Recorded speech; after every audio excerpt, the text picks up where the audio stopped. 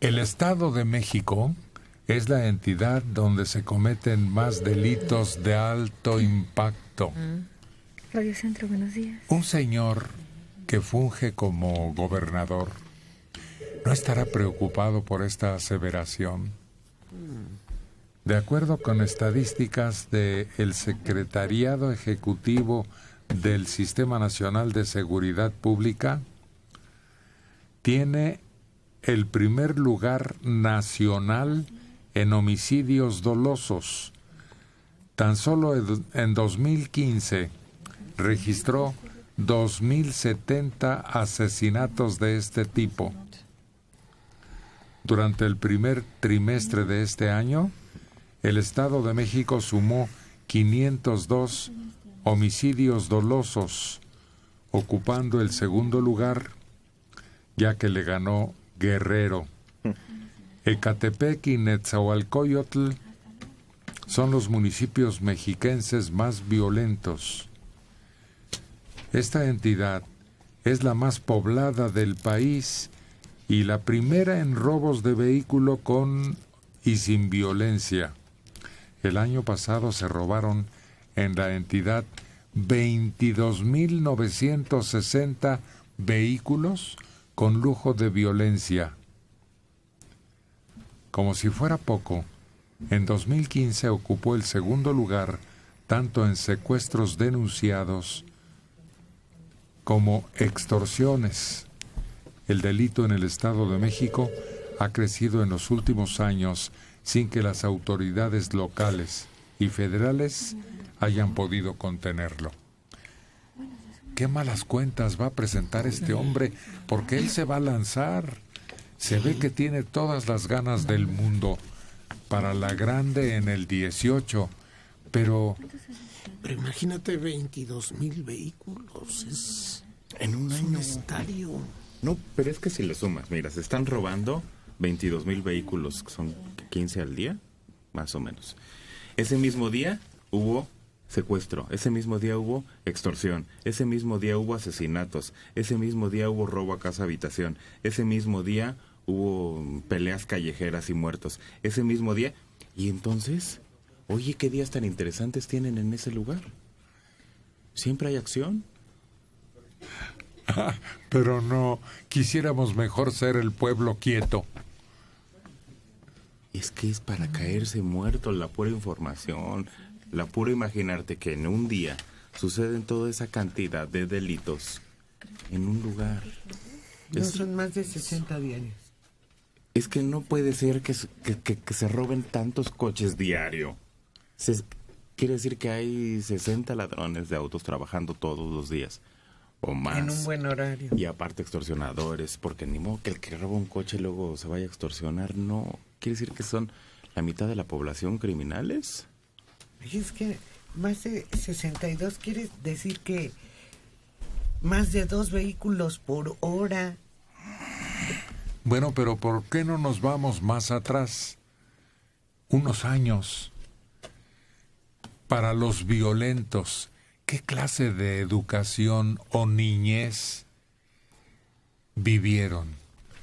Y para los rateros, ¿por qué no les alcanza? Porque tal vez se dedicaron a chambear, pero nunca tuvieron una solución para todos sus problemas económicos. Es que era un lugar extraordinario el Estado de México.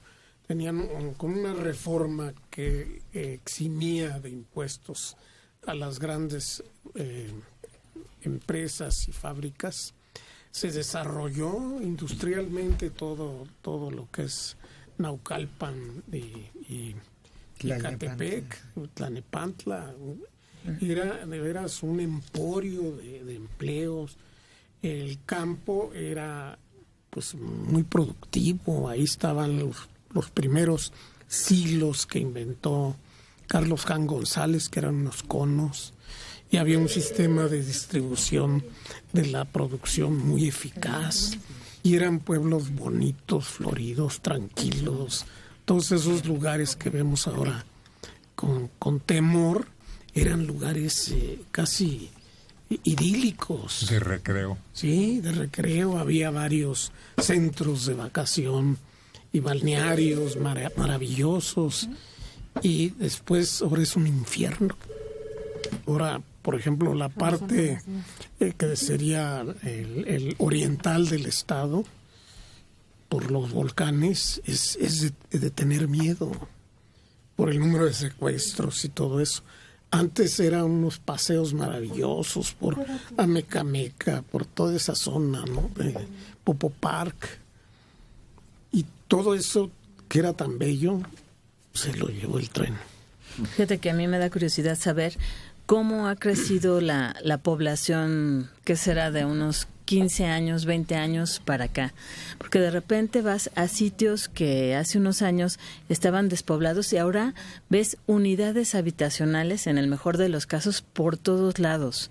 Si no, cerros que estaban despoblados, ya casitas que casi llegan a la punta. O sea, en lugares que no tienen las condiciones adecuadas para vivir, que se plantaron ahí y de alguna manera ya consiguieron los servicios como Dios les dio a entender. Y otra que son lugares que nada más sirven de dormitorio, porque muchas de las personas que ahí habitan vienen al Distrito Federal. Entonces, hay como una explosión demográfica de unos años para acá, en donde no crecieron, digamos que todas las necesidades, no se cubrieron todas las necesidades que toda esta población tiene. Y veo que, por ejemplo, mucha gente viene a trabajar acá, pero realmente los hijos que se quedan a estudiar en el Estado de México crecen solos. O sea, son muchos factores los que se dan para que se den este tipo de delitos alrededor. Pero eso que señaló Mario es lo que lo provocó, el crecimiento de las industrias de manera incontrolable, sin planeación, en el Estado de México, en Naucalpan, Tlalnepantla, Cuautitlán, toda esa parte que generó que la gente que vivía acá por Xochimilco, al ver que había trabajo en Cuautitlán, se fueron a vivir a Cuautitlán. Por eso empezaron a crecer las habitaciones en los cerros. Eso es impresionante en el Estado de México. En Ecatepec es terrible el hacinamiento que tienen, pero porque no planearon las fuentes de trabajo. Eso tiene que ver con la delincuencia, que es lo que propició el comentario. Dicen los sociólogos, Héctor, que una sociedad en hacinamiento, como es por ejemplo Ecatepec, es el municipio más poblado de todo el país. Buenos días. Ese hacinamiento provoca una serie de desarreglos de tipo social y ese desarreglo empieza a generar delincuencia, agresiones, violencia intrafamiliar. Total, ¿fueron a chambear o fueron a delinquir? No, inicialmente yo creo que los papás de los jóvenes que actualmente son delincuentes llegaron ahí por mejorar su situación económica.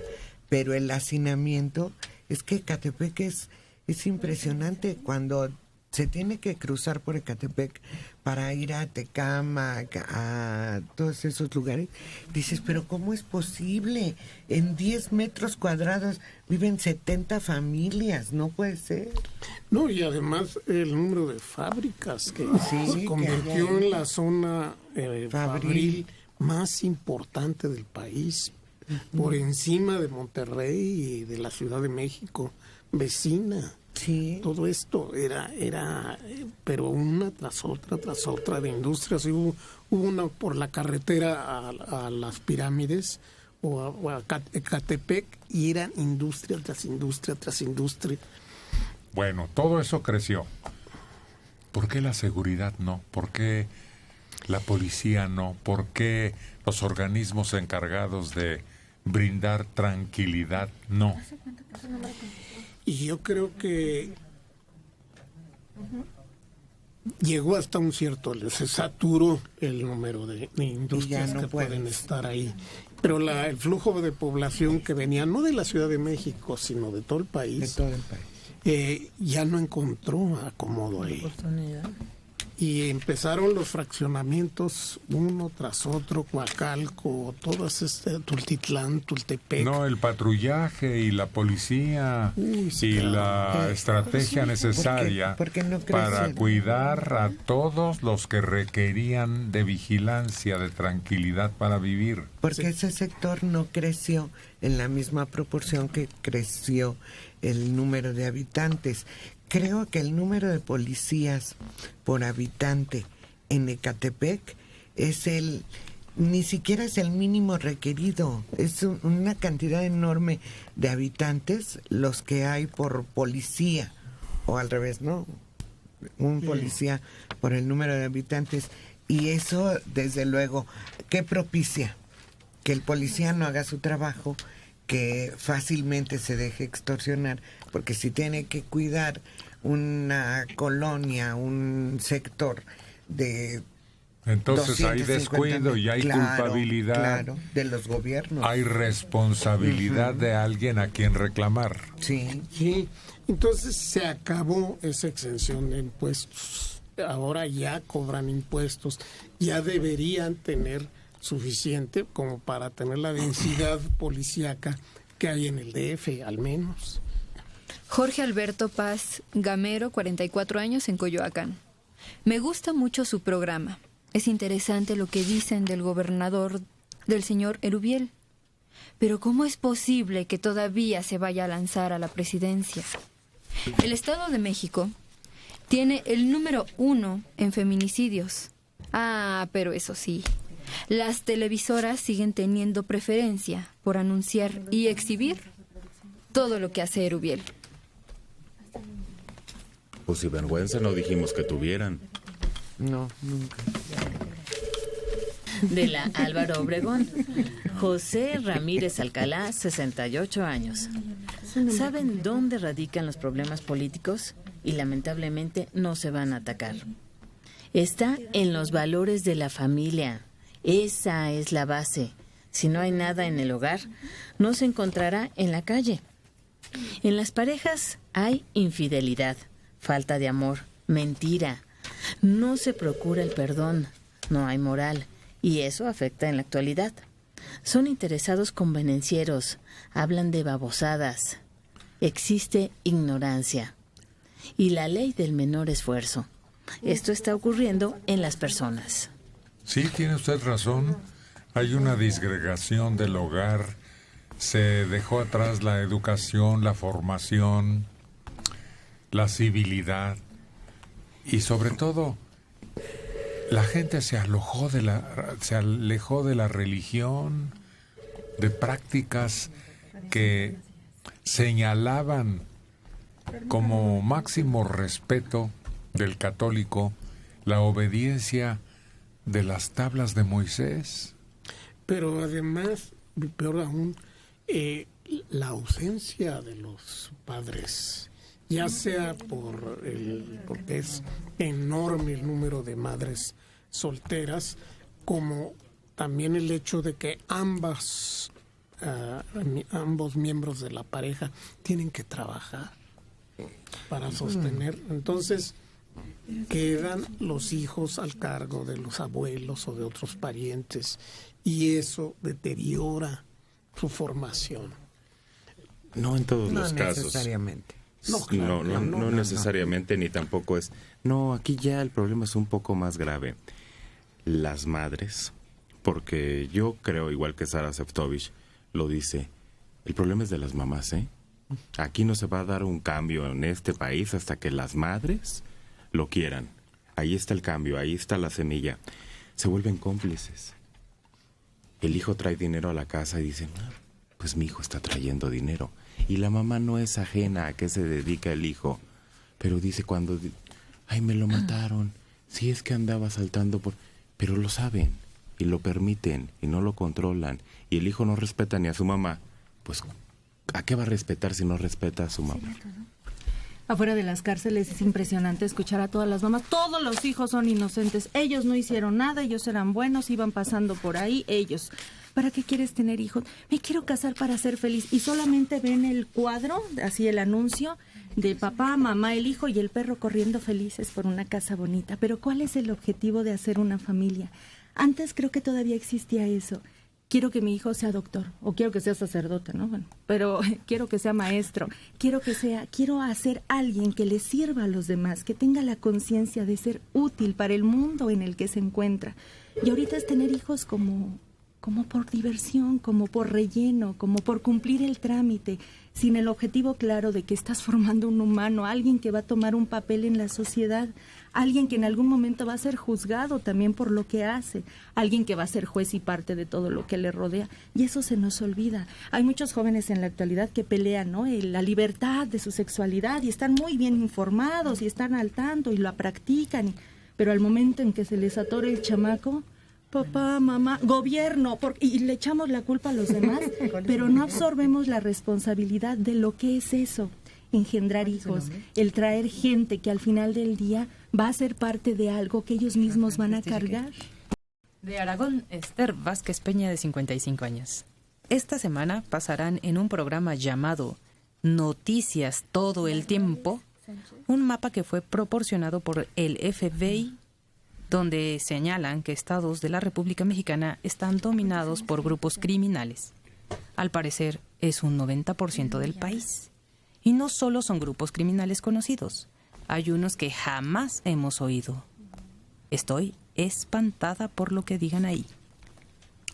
Pues puede que esté muy cerca de la realidad ese estudio, porque se han creado bandas, pandillas, grupos, ante la impunidad, la facilidad de cometer atracos sin fin. La misma autoridad en Guerrero reconoció eso que tú señalas, la creación de pequeños grupos delincuenciales y que ya suman tantos que tienen bajo su control todo el estado.